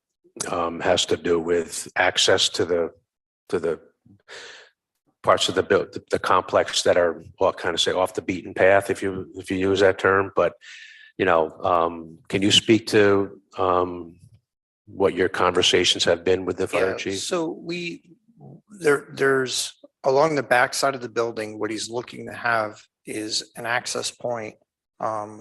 This is where we have the pavers along the backside to be brought towards the middle of the building. And we've revised that now so that it's basically right there at that edge of it. It's even further than what Roger, you need to, I'm sorry. You kind of have to really talk into it in order it's even further closer. And now it's even closer to where the middle point was from before, because they were looking to have that pushed probably right next to the middle. So we just resent that over because apparently we've got lost in the communication, the final look of where that lives. Okay. But essentially we're giving him what they're looking for. Okay. We don't have any objection to extending it all the way up to the midpoint. The only thing that was a little bit of a concern, which I think we've overcome, was just simply that there's a little bit of a garden retaining wall we are proposing in the back where we had those outdoor planters for the seniors. But we should be able to now just move that right over to that location. So it's within a few feet now of where he was looking to have it. So I resent that today. I went and sent it to Paul because he's helped shepherd some of that to get back and forth with the chief. So, but basically we're giving him what they wanted. And then the conversation was about, you know, we wanted not to have the whole area be pavement. And so we looked and explored at multiple different types of pavers, porous pavers in the back there so that they can have a vehicle drive on top of that, but you can still get the benefit of something more aesthetic than just asphalt. And because it's porous, it also helps with the green infrastructure component. So it's it's a way to work to achieve what the chief is looking for, but also project goals, because we want the area behind the building to look aesthetic for the people living there. Okay. Thank you. And I know we touched on it a little bit before, your discussions with the Recreation Department as far as parkland and Yeah, we're awaiting response back from them. We went before that committee and we did a presentation on the project, but we have not heard anything official back from that committee. okay. Right. I've also had a discussion with the director of recreation to find out if they had any additional questions or if they needed anything more from either our office or the applicants. And at this time, they do not. So we'll follow up with them. This board will need that recommendation prior to making any decision on the payment in lieu of parkland fee assessment, which is part of your responsibility. Are we waiting for any determination by the engineering department with anything at this time? Have they? Engineering has signed off on the SWIP, as I said earlier, as I mentioned earlier. One thing that on the SWIP that is necessary is to have a stormwater maintenance agreement. The applicant has submitted the statement of intent to use the template, which the city has in their code. It also references an attachment A for maintenance. John and I had a discussion about that attachment A. We both feel that it can be the SWIP document itself as he has accepted, rather than, just it'll be in there by reference in its entirety. And that thought has gone to Corporation Counsel for their review. Just to look at the language of the template first. It's been a while since it's been reviewed. Make sure that that's adequate for current times, or if it needs any adjustment. And also if we can do that as an attachment A. And also the last question would be whether that maintenance agreement has to go to the full council or if it can be ministerial only and handled without a full council review. So those are questions that we've already put to the Corporation Counsel's office. And again, this was just done in the past week, so they're in process of reviewing that. So that is where that stands. And John and I obviously will work with them on that, getting that in place. The only other thing that ultimately John will be reviewing before, as condition of site plan approval, would be final layouts of all the utilities, particularly the stormwater collection system and sanitary sewer laterals, things of that nature. I mean, the capacity is there, but he will require reviews of the final layouts. And then he'll do ongoing reviews as the project is under construction with the stormwater review. So he'll be on top of this project pretty much regularly. And thank you. And I know in previous meetings, we talked about the water department says, yeah, there's plenty of capacity to deliver water to this complex.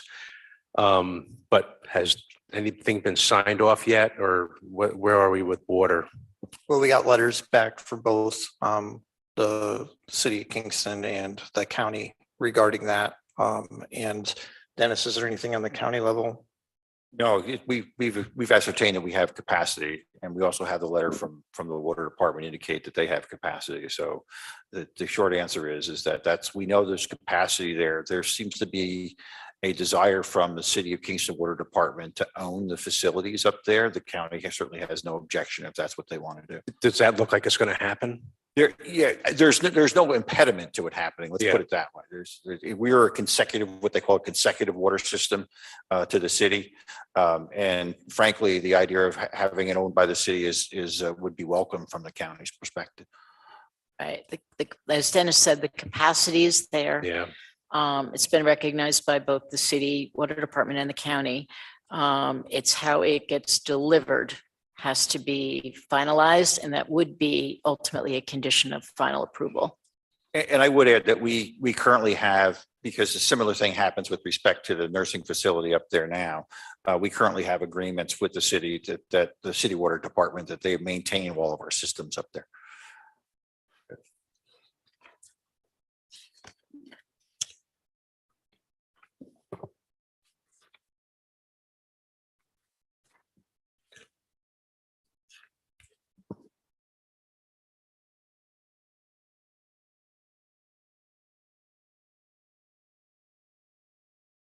Have to though, but it's there. It's just been presented. Yeah, so we won't bother to do that. No, ask the board members.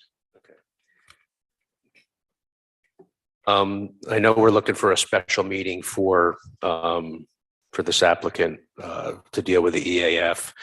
I need to know if you folks want to go over any part of the EAF tonight or save that for when all of the questions really have been answered. We can take care of that at the special meeting. The West agrees to that too? Like the West and East. I had given you the dates earlier today. Also, Roger, I don't know if you have any feedback from Penrose and yourself on those choices. We're going to circulate them, as you've probably heard. The Kingstonian will be on the same special meeting, so we'll have to kind of coordinate with everybody. But if you have a preference for one, speak now.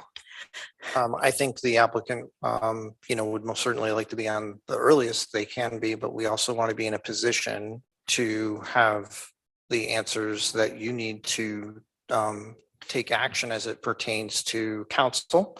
And so I think if we feel that the date that's settled upon, that we'll be able to have all those answers. All I right, think so there's not one that's really bad for you, but okay. We're going to make, at least on our end, and most certainly the applicant, I'm sure the earliest we can be on is going to be their intention here. All right. So Dennis, is there one that does not work? No, I would agree that the earlier the better. And I think it would be, we would really appreciate the fact that the board would give us, these are the questions that we have outstanding. So that we're clearly aware of what's out there that we need to address, so that we don't find ourselves after the special meeting still having questions in terms of getting a necessary secret determination for the project. Right. I did update the staff notes. I gave Roger a hard copy of both a red line and a regular, and I can send that electronically to everybody, to you, so you can circulate it to your team. Basically what it did was the applicant responded using our staff notes back to staff. So I took those along with discussions that I've had with other city agencies and individuals, and I kind of blended them into another set of notes. But I think the red line is useful because it shows where the changes were made and what additions were added. Based upon the discussion this evening, it appears a lot has to do with council here, for what we need to do to get this over the next hurdle. And I would say the other thing that you mentioned just a moment ago that was of significance is to get the feedback that's needed from Parks and Rec, so that the board can do their action on that part of the project. Because I've noted here of the items would be the checklist associated with the Right. And I would like to just open it up to board members. Are there any issues that you are still having questions about? Any comments on the project? I mean, it's been in front of you a few times now. We've gone through reiterations. Changes have been made to address the majority of the comments, but is there anything else that's out there on the set of drawings that you are still concerned with, other than what we've identified in our notes? And obviously I realize you haven't had a whole lot of time to review the newest information that went out on this project. So anything? Okay. can you please? I'm comfortable with the discussions we had tonight, some of the answers that we received. And obviously, we're waiting for certain agencies to finalize our questions. Okay. Sage, anything from you? No, I'm comfortable with the information we went over. I've gone through all the red lines. I've read through all the information. I'm comfortable at this point. Okay. Emily? No. Chuck? I'm good. Get an answer on the special meeting. Okay. Okay. Matt, is there anything that you want to add? I'd be happy to go over with the applicants after the meeting if they have any specific questions for me. That would be great. Really would They appreciate that. did have, or before you arrived, Matt, they did have questions on the checklist. I told them you were further researching that with Barbara. So that would be something that we can follow up with. That would be great. Thank you. Right, good. He asked if there's a timeline on getting comment. Oh, from our office. Yeah. with regard to The easement language, primarily that, and then Or the stormwater. maintenance agreement. Yeah. Would be the two key things. Really, the only reason is because we're trying to set up the special meeting, but obviously, it's dependent upon your office's ability to sift through everything. What is the earliest? I know you said there were a few dates that were. We're looking at June 30th, July 6th, or July 13th. Okay. I would suspect June 30th might be tight for you. That might be tight for our office, but I can definitely, I know Barbara and I have gone over a lot. of the Okay. information. I will say, I know that the applicants, both applicants really have expressed, the sooner the better. But Roger and I did talk a little bit earlier, and the 13th does follow the date of the Parks and Rec Commission meeting. And I would hope that that meeting, that's the only one that's after that commission's meeting. I would hope that that commission would have a response generated at that point. So that would be the only advantage of making it the 13th. So is that something that maybe you can check in with that department? Because there's I no point will, in setting absolutely, meetings yeah. if they don't feel they're going to come to a resolution. Yeah, no, I will follow up with them. May I ask a question? Just, can you give me a sense of what's going to be on the agenda for the special meeting? Is it subdivision, site plan and seeker? Is it just seeker and subdivision? Because for me, that makes a lot of difference in terms of what information the board needs in order to make a determination. Clearly, if it's just seeker, there's some things that are on your plate in terms of details that don't need to be worked out if you're just making a seeker determination. Well, definitely seeker. I mean, is something that would be on the agenda that evening. Potentially subdivision would be the other review that I see at the special meeting. That's my opinion. At least those two. Yeah, I was thinking seeker first, and the subdivision also. It doesn't seem to be, we're hearing a lot of questions from the board about the environmental impact relative to the project, and it seems you're maybe comfortable in terms of making a decision with respect to seeker. I get that there are a lot of details that you have to be considered as you look at site plan and subdivisions, but I would hope that we would be able to at least get seeker back under our belt and be able to move forward on details. Yeah, I mean, as we get, we're close to the end here, I think, and the questions become narrower and narrower, the amount of questions, right? And I think I agree with you. We're at that point. No, I feel comfortable with a lot of the environmental stuff that's been talked about, and I think that we can move forward with going, for seeker at the special meeting. So I'm in agreement with you on that. And at some risk with angering corporation counsel, having gone through the subdivision work with respect to the nursing facility on Golden Hill and going through these easements, I was on, I think, draft number 36 or something of that nature in terms of wordings and commas with respect to that. And I would hope that we would able to, as we look at subdivision, we would understand that coming together, you have the owner and the applicant here are the same to a certain extent. And so we're not dealing with two parties having a different decision with respect to how easements are going to be granted.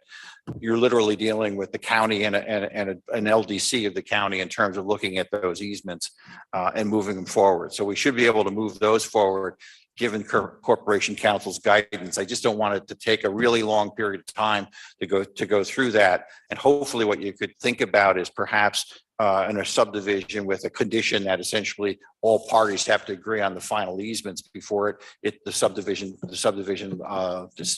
plat itself gets signed. No one seems to have a conversation with respect to how the lot lines are drawn.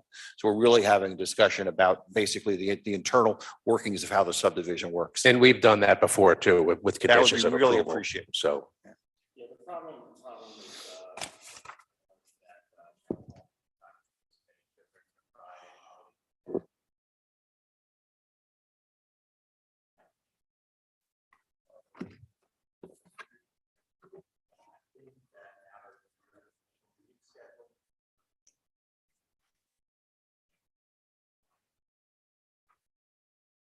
Yeah, and as the individual would put those together using a template, if you have any questions or there's any mistakes, I'll take full responsibility for any of that. When planners play lawyers, we're always in a lot of trouble.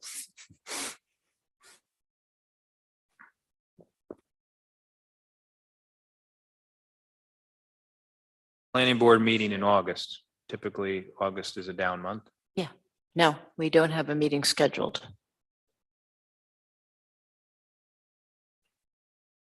So just one procedural piece is there a referral needed for us to further zone change?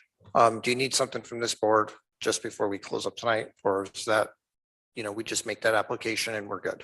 No, you can submit, you sent we have a draft copy of it. Yep, you have the drafts. But I'll take a quick look at it, but you don't need anything from this board telling you that. Just wanted to make sure we didn't have to have another No, step. you That's don't. all. No. I have your attention right now. So thank you. Okay. Any other questions from any issues? Okay.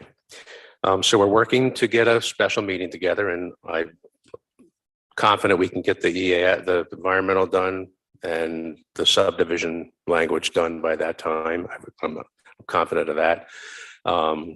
So I appreciate you folks coming here tonight, and there's nothing else right now, right? We're going to table. All right, so I'm going to make a motion that we table item number 11. Do I have a second? Second by Robert Jacobson. All in favor? Aye. Opposed? Carried. All right. Any other business before the board tonight? No. That's it. All right. At this time, I'll make a motion to adjourn. Robert Jacobson with a second. All in favor? Aye. Opposed? Carried.